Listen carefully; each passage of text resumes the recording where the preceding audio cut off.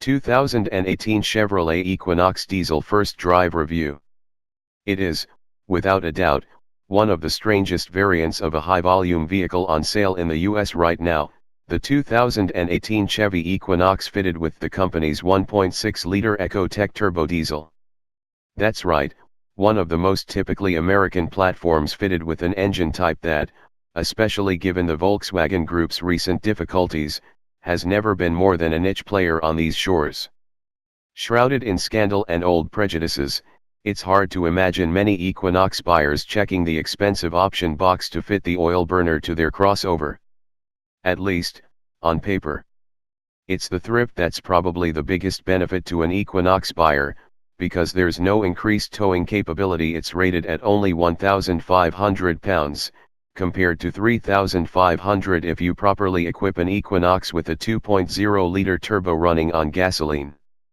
Nor is it the cheapest Equinox, compared with the like-equipped gas Equinox LT, it's a sizable $1,345 more.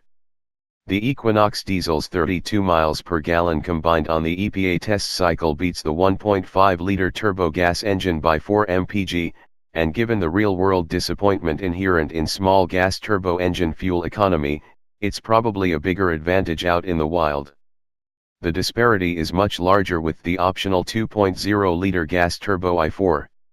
To underline this a bit more, the EPA estimates the yearly running costs of the two vehicles to be about the same.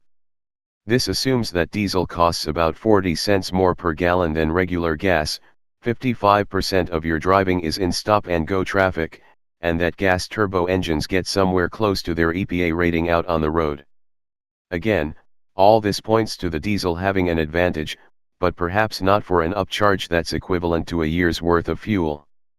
Where the diesel shines is on the freeway.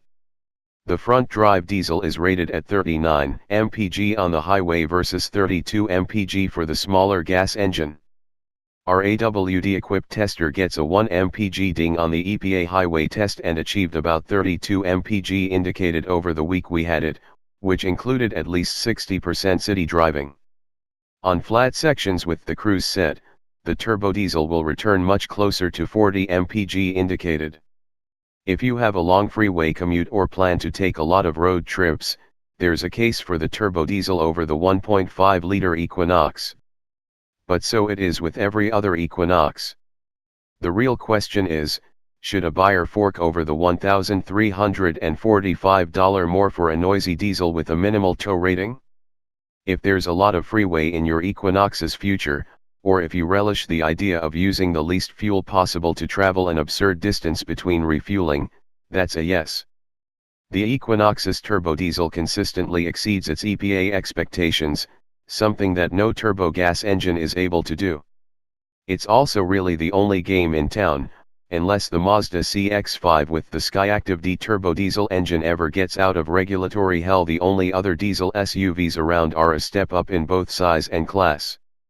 For us, having something relatively unique hidden inside a handsome but nondescript form is a bit of a thrill. The fact that it's a fuel miser but also a comfortable, and somehow, enjoyable, runabout takes it over the top. You'd have to be just a bit unconventional to own an Equinox turbodiesel.